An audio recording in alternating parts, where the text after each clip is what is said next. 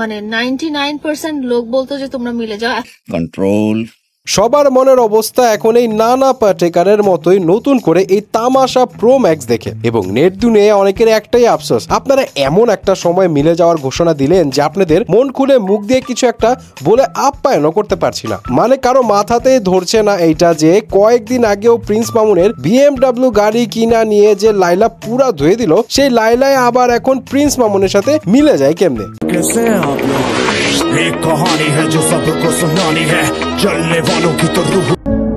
আলহামদুলিল্লাহ, অনেক সাধনার পর তোমাকে পেয়েছি।